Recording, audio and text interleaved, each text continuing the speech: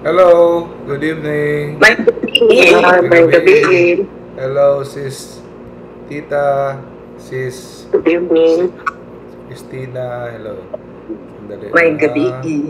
May gabi. Uh, oh, 6 o'clock na. Magkwenta. Angelos. Okay, let us pray. In the name of the Father, of the Son, Of the Holy Spirit. Amen. The angel of the Lord declared unto Mary, And she conceived by the Holy Spirit. Hail Mary, full of grace, the Lord is with you. Blessed are you among women, and blessed is the fruit of thy womb, Jesus. Holy Mary, Mother of God, pray for us sinners now and at the hour of our death. Amen. Behold, the handmaid of the Lord. Be it done unto me according to thy word. Hail Mary, full of grace, the Lord is with you. Blessed are you among women, and blessed is the fruit of thy womb, Jesus. Holy Mary, Mother of God, pray for us sinners now and at the hour of our death. Amen. And the Word was made flesh And dwelt among us. Hail Mary, full of grace, the Lord is with you. Blessed are you among women, and blessed is the fruit of thy womb, Jesus. Holy Mary, Mother of God, pray for us sinners now and at the hour of our death. Amen. Pray for us, O Holy Mother of God, that we'll be made worthy in Christ. Let us pray. Pour forth, we beseech we you, beseech thee, O Lord, Lord, thy grace into our hearts, that we to to whom the incarnation of Christ thy Son was made known by the message of an angel, may by his passion and death be brought to the glory of his of his resurrection. resurrection through the The same same Christ our Lord. Amen.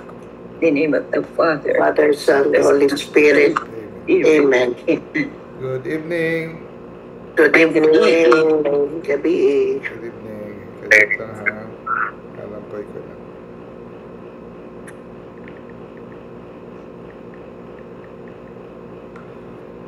Kita ram tulo karon.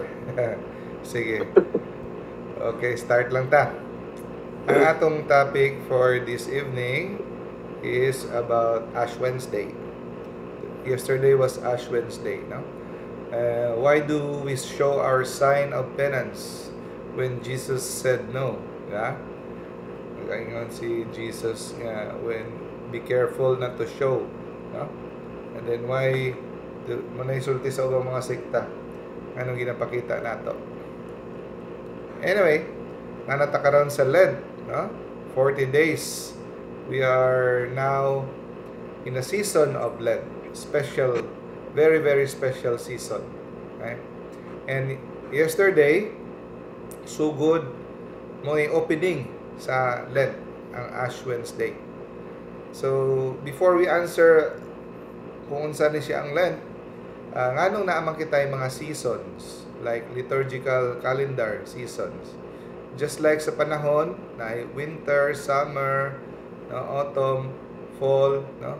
Kita pod ginabalik-balik nato kada tuig ang mga seasons sa atong pagtuo. Ginabase nato ni sa kinabuhi ni Kristo. No? Number one, ang purpose sa liturgical calendar is it celebrates the life of Christ. No? Ina-follow nato ang event niya from pagpaabot nato sa iyang pag-abot sa pagkabata mo na yung Advent. So pagkabata niya Christmas ng Christmas season, 12 days. And then natay ordinary time, no? Tapos ang sunod na punta sa sa Lent, no? So para musulod ta ni ining mga misteryo sa kinabuhi sa atong Ginoo ug ma-apply nato sa atong adlaw-adlaw nga kinabuhi, no? And ang number 2 reason nga naatay seasons, liturgical calendar, para mag-guide ang atong worship. Naay variety.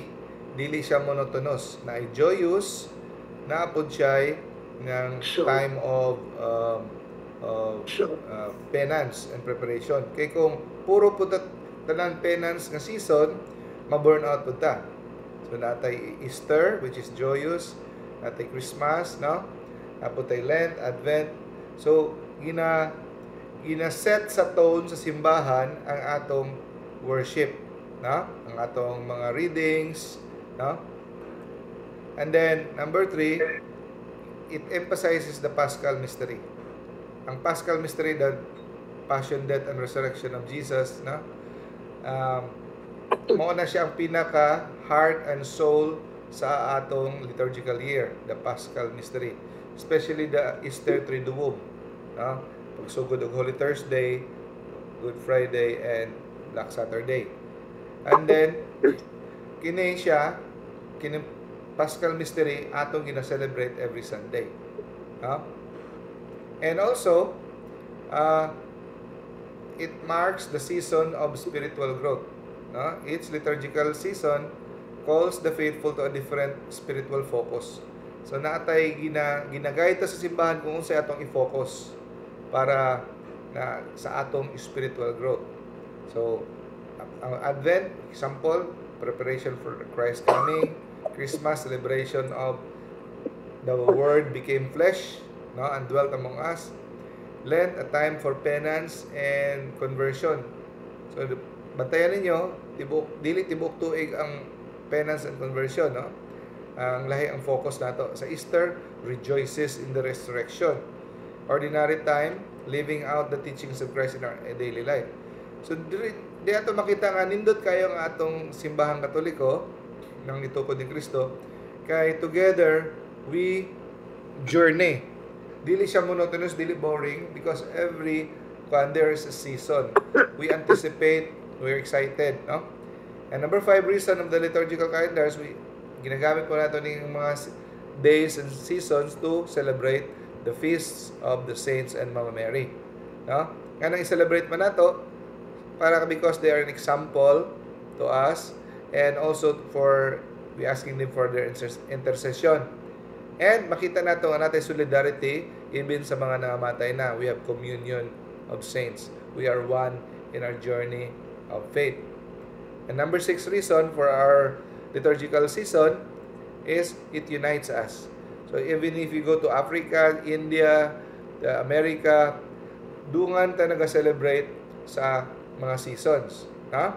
Di ta man pinagustuhan ay kung unsalay trip nimo nga i-celebrate, because it unites the body of Christ. So mo nang rason. Now let's go to Ash Wednesday. Ash Wednesday, gikan pa ta sa gamay, no? Importante na kayo na sa ato na kabalota nga mo na sugod sa Kwaresma, nagabadlista o abo sa atong agtang, no? So it explicitly says in the gospel nga we should not let anyone know that you're fasting, no, you're doing penance, no? You should do it in secret. So why? So before we will answer that, no, let us first answer what's the purpose, the 3 purpose of Ash Wednesday. Okay? So the first purpose is para ma-remind kita nga kita anytime mamatay. It reminds us of our mortality. Nga, oy, dili ka diri forever. Anytime mamatay ka. No? Anytime mubalik yung ka. So isahay malimot tungkol sa daghan natong mga kakulian, daghan tag mga ambisyon, daghan tag mga projects, no? Just like ang akong classmate nga ni adto ko sa Iloilo katong weekend lang, dito ko gikan naglubong, classmate nako, ENT specialist, a brilliant surgeon and a training officer sa Western Visayas Medical Center, no? Brilliant surgeon. Daghan pa siya projects, no? Daghan pa siya he's in the peak of his career. Daghan siya plano. Gatukod pa siya og iyang rest house dito sa Guimaras. And then he had cancer, and then just 5 months to live, and then he died, no? muna dili mag ang dili na mo respeto ang kamatayon sa atong mga projects, sa atong mga aspirations, no? Anytime we will die, kuwaon ta. And then my friend asked, anong kuwaon man ko ni Lord, daghan pa gusto pa ko mo serve, daghan pa ko planos kinabuhi, no? So muna, anytime we will die. In Genesis chapter 3 verse 9, after the fall of Adam and Eve, ningon Jesus nga, si God nga, you will you will work hard, the sweat you will eat by the sweat of your brow, then you will experience death, and then for you are dust, and dust you shall return. So because of the fall of the original sin, we will maka-experience na taog kamatayon. So, dili lang suffering ang atong experience mauguman, kundi ang kamatayon. We will go back to the state of being ashes. So, first purpose of Ash Wednesday to remind us that we will die. Sometimes feeling na to mighty and powerful tang muratag invincible, no? Now, let us read Job chapter 42 verse 6. Therefore I despise myself and repent in dust and ashes. So, si Job, he repent pinaagi sa dust and ashes. So dito makita, the second meaning of ashes is for repentance. As a symbol of repentance. Like sila ni David, mubutang sila sackcloth sa ilang ulo o mag-repent sila. And then Daniel himself is righteous man. Ngano nagkuan man siya, nagbutang man siya ashes of sackcloth. So diri ito makita ang third purpose sa Ash Wednesday is penance for the sins of other people. I set my face unto the Lord to seek by prayer and supplication with fasting and sackcloth and ashes. So the third purpose of is supplication, natin pangayoon sa Ginoo, and intercession. So that God will have mercy on us sa kabilugan, sa katawhan. Si Esther, before siya ni-approach sa king, kay nabalitaan niya nga pamatyon ang mga katawhan ng mga Israelites, ni King if I'm not mistaken, King Xerxes, kay gidaot ni sa usa ka kuan ng traidor nga kabinete ni Xerxes. So pamatyon ng mga katawan. So ni-approach si Esther sa emperor. Before siya ni-approach, nagpray siya, nagfasting o nagbutang og ash sa iyang ulo o ipot sa mga baka o kabayo, dung.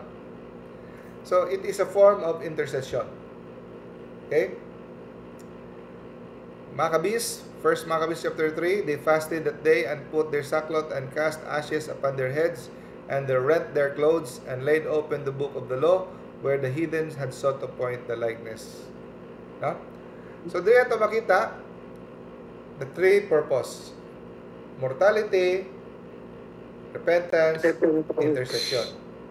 And moingon sila, Old Testament naman to imong gibasa. Sa New Testament wala na may ashes and sackcloth. Jesus mentioned it in the New Testament. Ingon siya sa Matthew 11 chapter 21.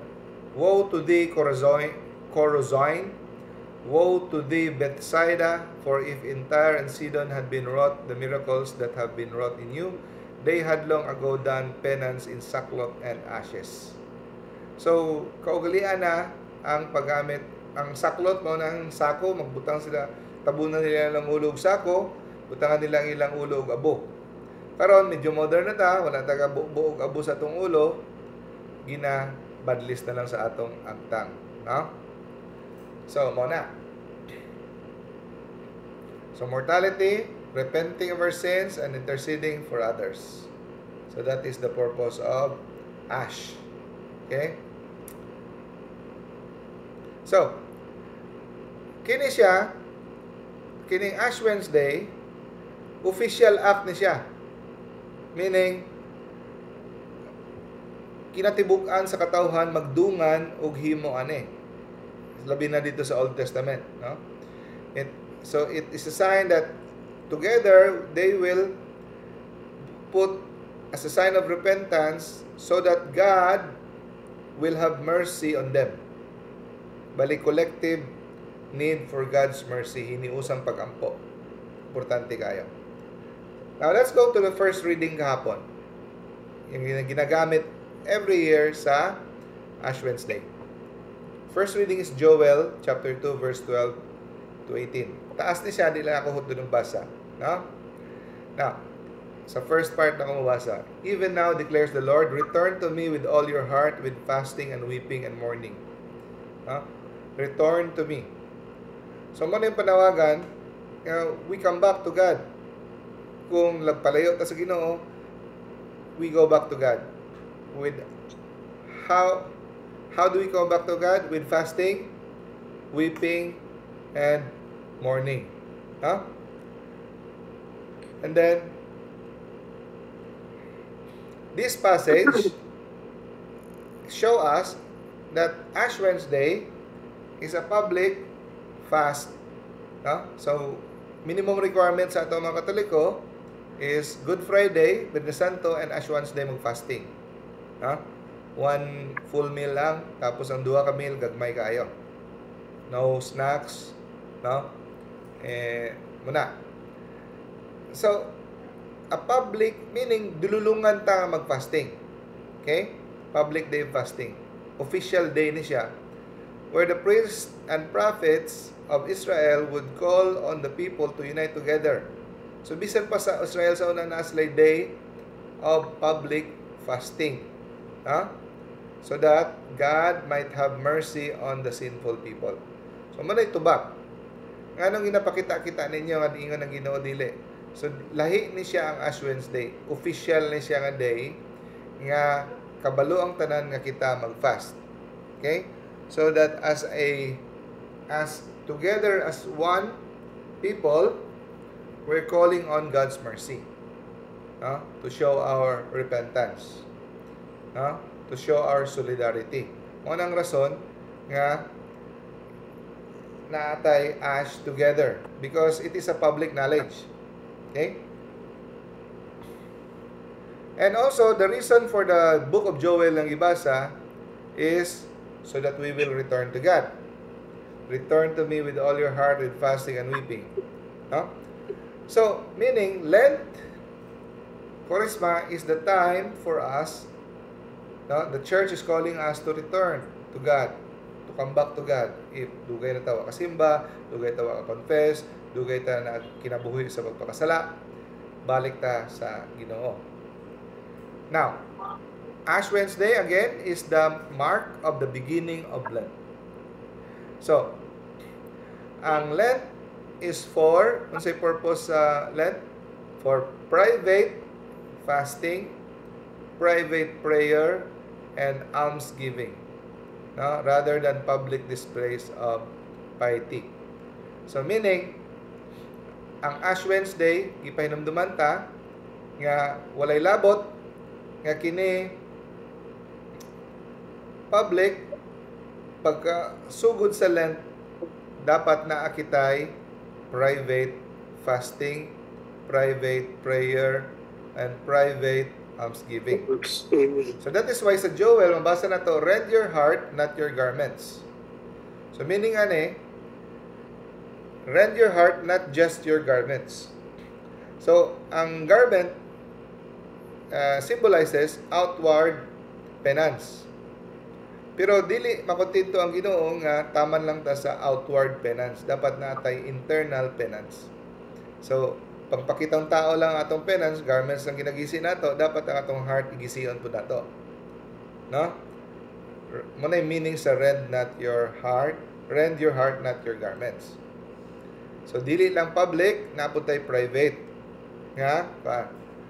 So, wala ni nagpasabot nga dili gusto ang Ginoo og external signs of our piety, external signs of worship and external sign of penance. Na wala nagpasabot ng Ginoo dili ganahan siya pagprosesyon, pagpenitensya, pagpakita sa atong sign of penance sa public.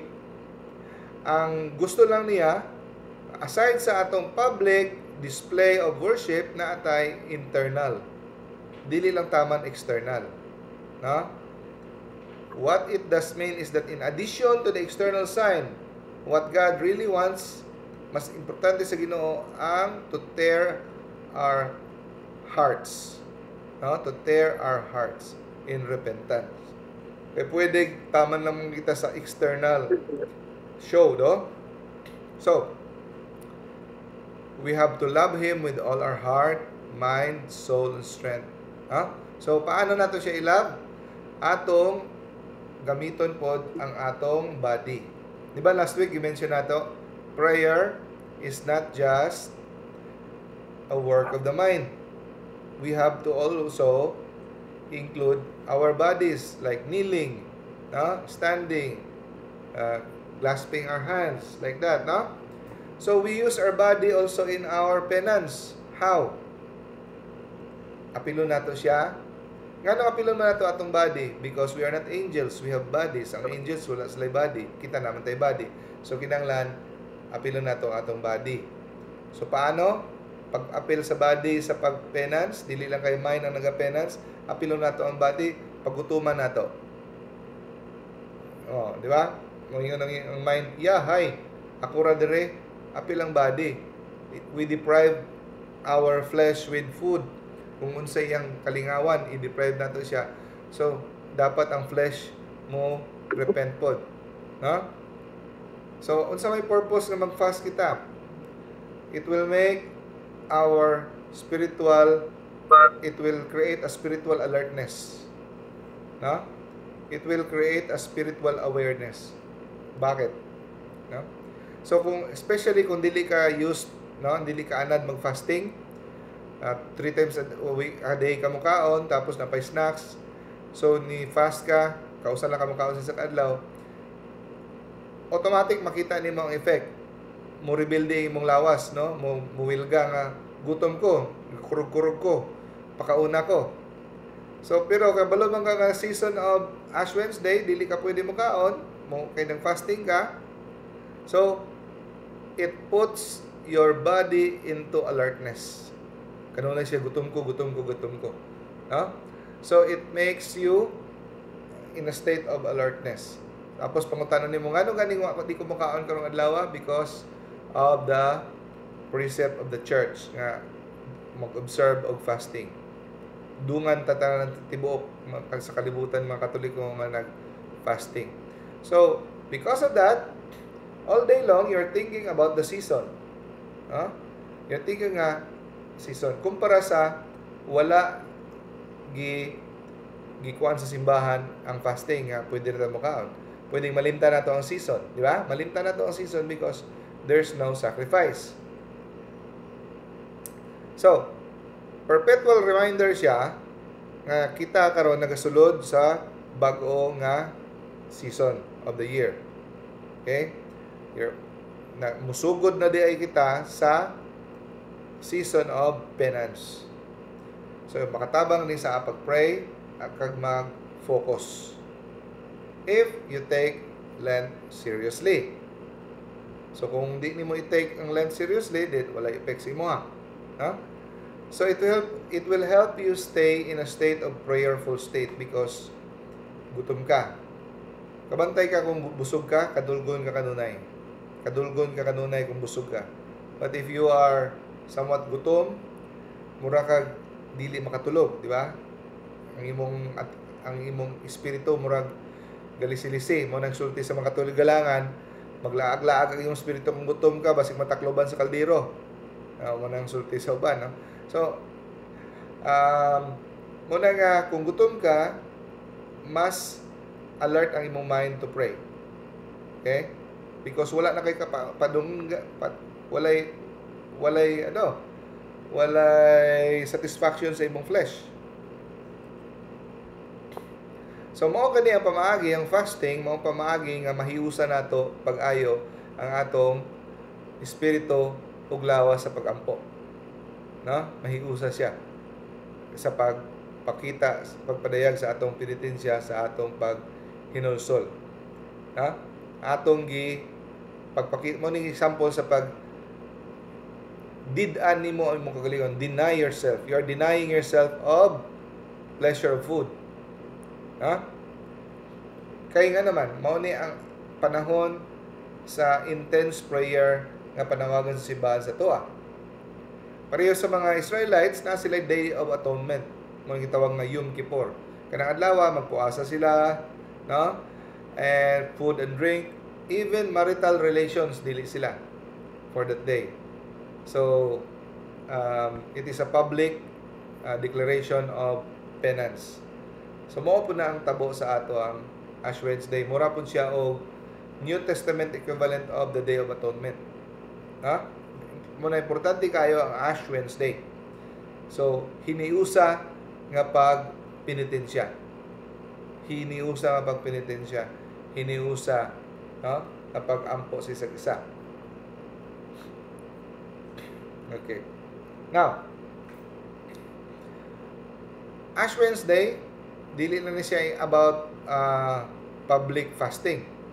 But, again, kinapahinumdum kita nga sugod na ni siya sa Kwaresma, kung sa diin, maghimo kita og private fasting, almsgiving, and prayer.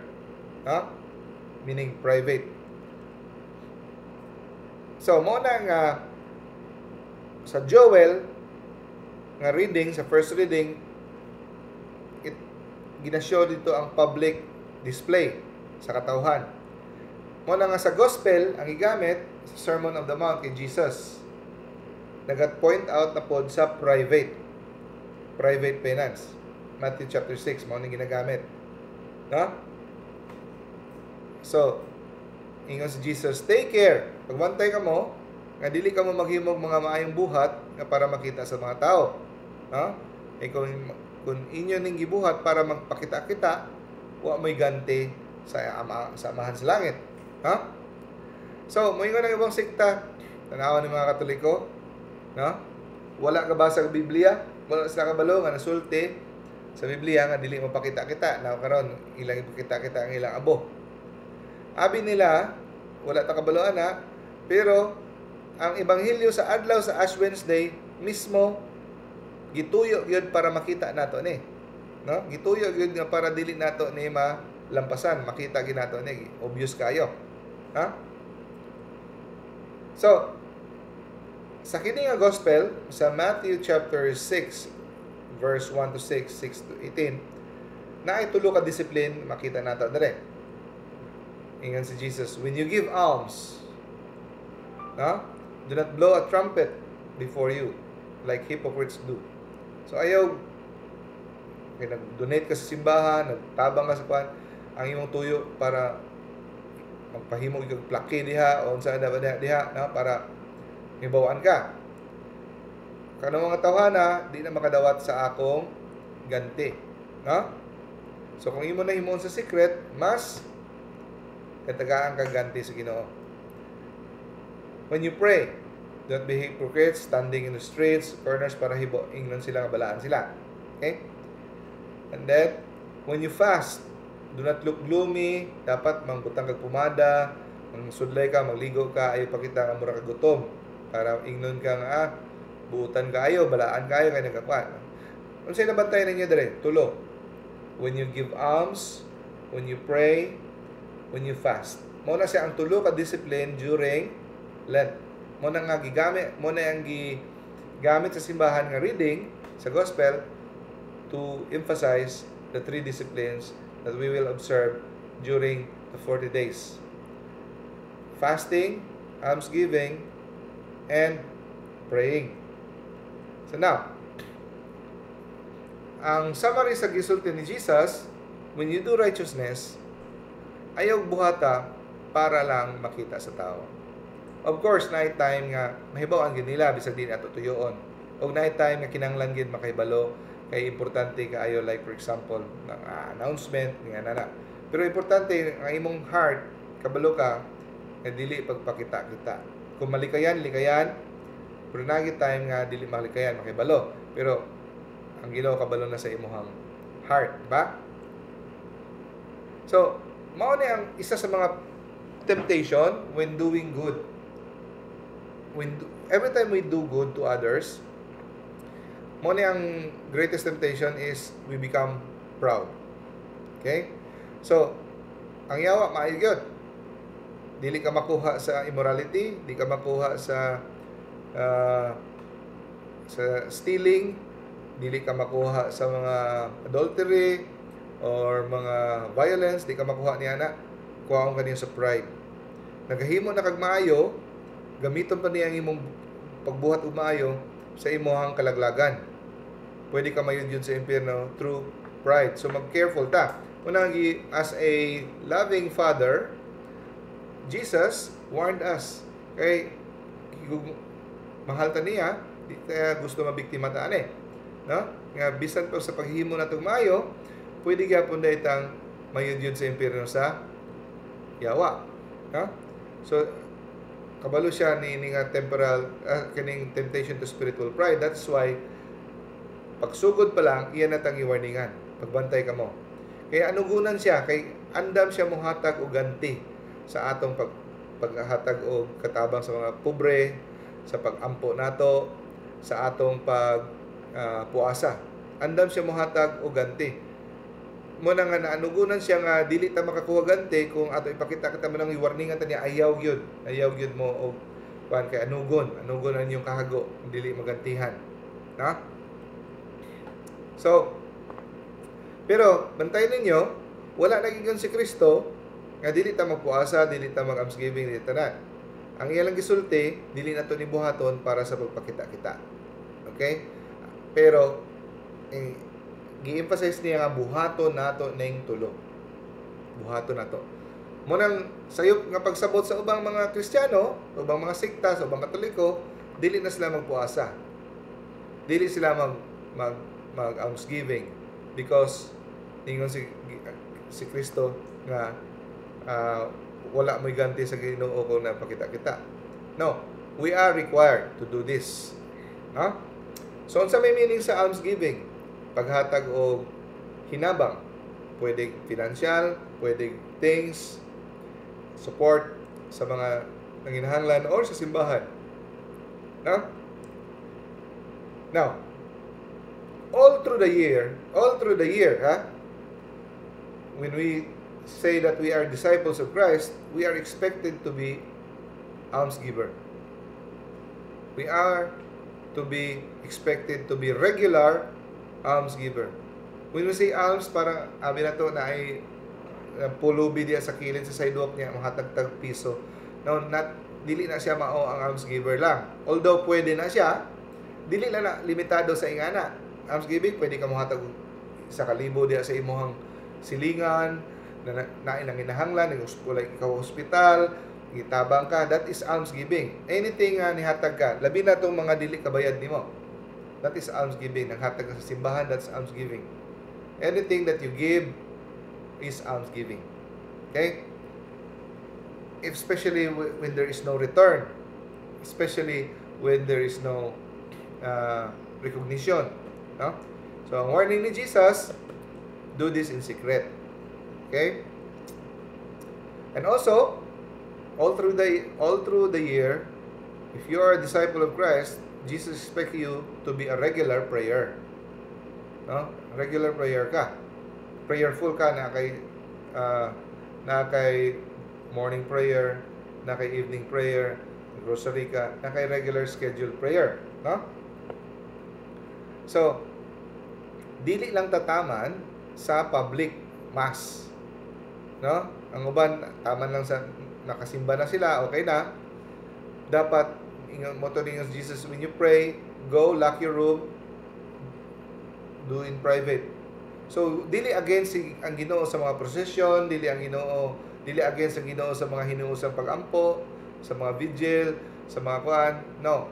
Pero ang gusto sa Ginoo, dili lang taman diha. Dapat naapo kay kaugalingong daily private talking to God. No? Mo na yung gusto sa Ginoo. Okay? And also, Jesus expects His disciples to regularly fast. Karon nawala na siya, abi na to, pasay na. Abi na to ang fasting para lang na siya sa Kwaresma or duha lang kaadlaw, Ash Wednesday and Good Friday. No. We are expected to be regular faster. No? Okay. So, sa may meaning sa fasting, abstain from food or drink, no? Pero karon sayo na kaayo, gi-adjust sa simbahan, considered na nga fasting ang 1 full meal a day and duha ka meal nga gamay kaayo. So kung i-combine nimo ng duha ka meal nga gamay kaayo, dapat dili na siya mo equivalent sa isa ka meal. So kung 1/4 plus 1/4, combine nimo 1/2. So mga na, tapos sa ka meal nga complete. No snacks. So that is already considered fasting. Pero sa unang panahon, ang ilang fasting is whole day walay kaon, sa gabi ilas lamo kaon. Gabi na sa rule ni St. Benedict. Gabi ilas lamo ka, i-break nilang fast sa gabi small meal sa gabi Mao na ilang fasting sa una. You can apply that kung kaya nimo, or you can apply sa karong bag-o nga guideline sa fasting. So, excuse sa fasting 60 and above, no? And I'm not mistaken, 14 below, no? Now, sa panahon ni Jesus, makita nato nga murag nakaugalian na ang fasting because gisaway sa mga Pharisees si Jesus nganong iyang mga apostoles wala ka fast. Ningon si Jesus nganong mo fast man sila nga naa pa man diri ang groom. Kung mawala na ang groom sa ila, diya na sila mag-fast. So he points it to himself nga naa pa siya. Now after Jesus' death, He expects for His disciples to be regular men of fasting. No? So, sa mga early Christians, ito shown na kasagaran sila, they fast twice a week. Wednesday and Fridays. Pwede na itong sunoon. Wednesday and Fridays, they fast. Tapos ang uban, in honor of the Blessed Virgin Mary, they also fast in Saturdays. No? So, nga na importante man yung gipili ni nga gospel simbahan para basahan. Kaya ang problema man karon, basi malimot ato nang gi-reduce ang Lent or Kwaresma into abstinence. Gihimo na lang nato nga every Friday dili mo kaon og karne, mo lang na diha na natataman, dili mo kaon karne. Pero ever since sa unang panahon, disciples of Christ are expected to be regular fasters. So, muna nga sa una, ang daghang Kristiyano hantod karon, they maintain whole Lent sa Kwaresma, twice a week sila mo-fast or thrice a week mo-fast, or every Friday sila mo-fast. Basta naagin sila fasting. Pero ang gihatag sa simbahan sa ito minimum requirement lang na siya. Minimum requirement. Doesn't mean nga diha na pud tama ng atong buhaton.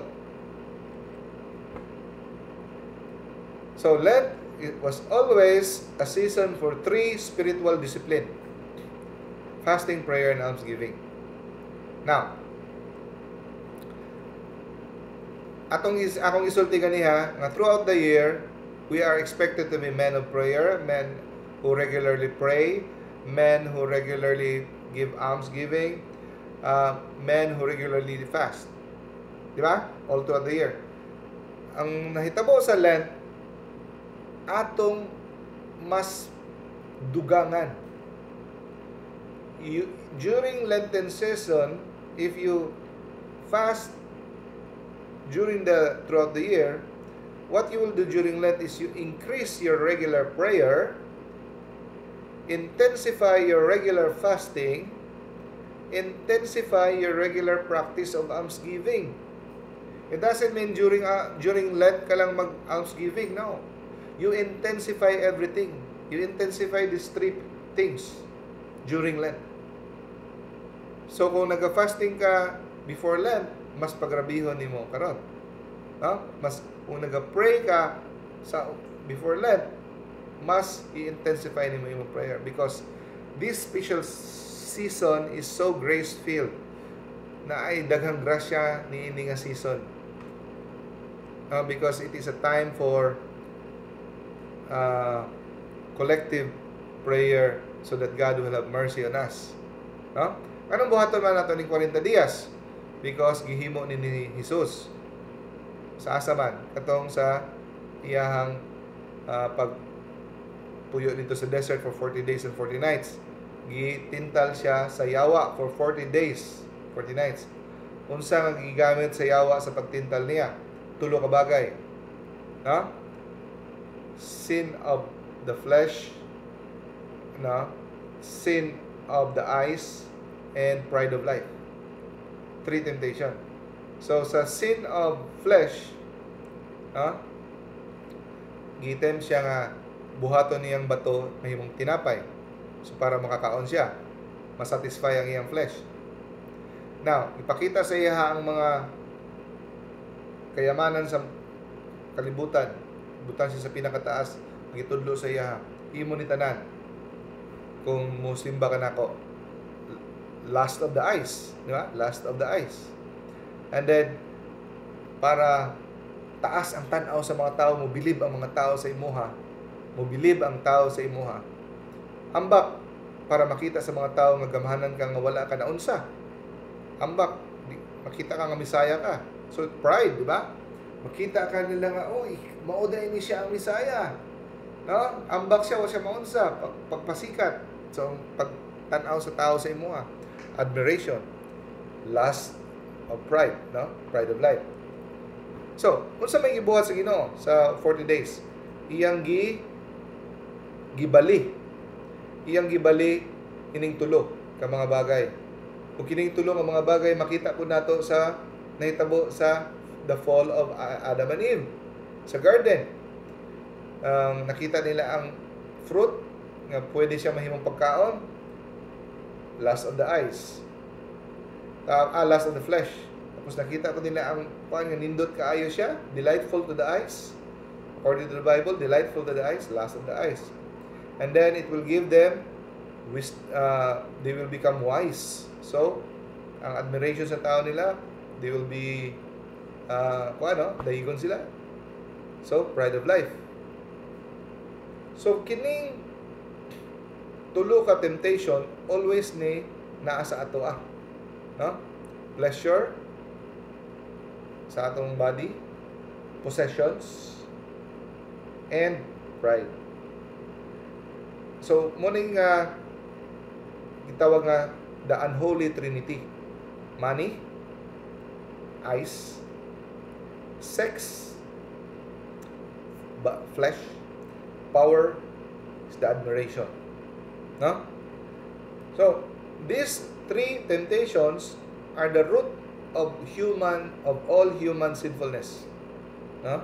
Muna atong bantayan kanunay. Muna nga sa 40 days, kinahanglan ta mag-intensify sa atong prayer, almsgiving, and fasting to combat these 3 temptations. No? To make battle just like Jesus did. No? Okay, we fight those 3 struggles. So that is why the church calls for us for 40 days to fast. Not literally 40 days ka nagpuasa, matay ka. For 40 days, the church calls us to fast para to overcome the disordered attachment to physical pleasure, the lust of the flesh. So makaunter nato ang lust of the flesh kung atong i-deprive ang atong body for food. Kadungog mo sa uban, kuan kay na anang common kay na sa internet karon nagalapta, instead of fasting, fast instead for gossip, fast instead of backbiting. No, sayop na nga naman. Dili na mao ang essence sa Lent fasting. Katong inapangsulti nga gossip, backbiting, mga greediness, puros totalan sila mga sin. Of course, automatic na dili ta mo himog sin. Pero ang food, dili naman na food ang sin. Dili man na sin ang food. Pero even if it is not sin, we deprive ourselves to train our flesh. to train our flesh not to accept pleasure. No? Kay unsaon nimo pag-stop sa backbiting, unsaon nimo pag-stop sa mga sin, immorality, kung dili nimo disiplinahon ang imong body. So that is the tool. So beware of that. Nga mga memes karon nagalapta sa Facebook. Ang kana nga mga memes ginatulod mo para dili mo mag-obey sa precepts sa church nga mag-fasting. Di na lang ko magpakasala kay mga manasol importante. Fasting ka pero sige ko pakasala. No, sayop na. Ha? So, disordered attachment to physical pleasure like massage, food, dessert, unsa pa na diha. And comfort, di ka gusto mag-inconvenient, di ka gusto igang, tanan, di ka gusto mag-sacrifice. So, disordered. No? Now, the church calls us for 40 days to give giving of alms to overcome our detachment to possessions, lust of the eyes. Mga possessions. Gusto na to naanas la kanunay diha. Gusto ta ganahan ta niya. So attached ta kay sa mga possessions. So how to counter it? Give it away. Giving away, no? So it needs grace, no? By the way, tanan dili nato ni mabuhat kung walay grasya sa Ginoo. Always we pray to God give us the grace, because it is not natural for man to deprive himself of comfort. It is not natural for us to deprive ourselves of mga things. It takes power from God. Kung sa ato lang kaugalingon, we cannot do it. We need the grace of God through prayer. Now, for 40 days, the church calls us to intensify our prayer. Ang prayer will counter the pride of life. Because the pride of life is you want to be tingalaon ka sa mga tao, no? To be admired. So you want to be independent. Pero prayer brings you humble before God. You cannot, everything comes from God. In your own self, you cannot do anything good. Dependent ka always kay God. It will grow you to humility. So that is why we have to intensify our prayer. Okay? So, kini nga three spiritual disciplines are the essence what it means to be a disciple of Christ. The essence. Alms giver ka, faster ka, and prayerful ka. Okay, so ang Ash Wednesday ay mao dinhi ang day nga nagplano ta unsaon nato pa sa tibuok 40 dias, unsaon nato pag-ampo o musamot ato pag-ampo, musamot ang atong fasting, unsaon nato pag almsgiving. Murag nagplanning ka, naghimo kag program or plans, no? So kung imo ning buhaton, ang imong tibuok Kwaresma will become meaningful, powerful, and grace-filled, no? Now, ato ta sa second reading. Hapit ta mahuman, mubo ra ni. Ang igamit, notice the second reading, 2 Corinthians chapter 5 verse 20. Mao na igamit. Brothers and sisters, we are ambassadors for Christ, as if God were appealing through us. Now, putlo na nako kay taas, diretso ko sa ubos. Behold, na in an acceptable time I heard you, and on the day of salvation I help you. Behold, now is a very acceptable time. Behold, now is the day of salvation. So, sa may pasabutan ng mo manigigamit nga reading. Because the church is telling us that today is the day of salvation. Do not let repentance wait. Ayaw pahulatan ang Ginoo nga kung sa ka basig wa na kay ugma. Now is the time. If you hear Jesus knocking on your heart, let Him in. Ayaw nag-ugma-ugma sa kay bata pa ka. Today is the day of salvation. God bless us all. Okay. Let's have a meaningful Lent. Okay. Hello, sis Kate, Brother Glenn, sis Angela, sis Tita Piñaranda, sis Teresa. Hello, sis Linda. Hello. Yes, and Doc. Sis Tita. Good evening. Good evening. Good Good evening. Nakapasok ko. Thank you. God bless. Okay, let's pray. Let's pray the Our Father.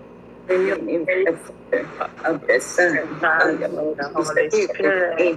Amen. Our Father, Our Father, in heaven, hallowed be the name of the kingdom come. Thy will Thy be will be done done on earth on as earth it is as in it is in heaven. Father, This is our daily bread. our Forgive us our trespasses, as as we forgave those who trespass against us. And lead us not into temptation, but deliver us from evil. Amen. in the name of the Father, and the Son, and the Holy Spirit. Spirit, amen. Salamat, bro. Bye-bye. Thank you, everyone. Thank you. Thank you.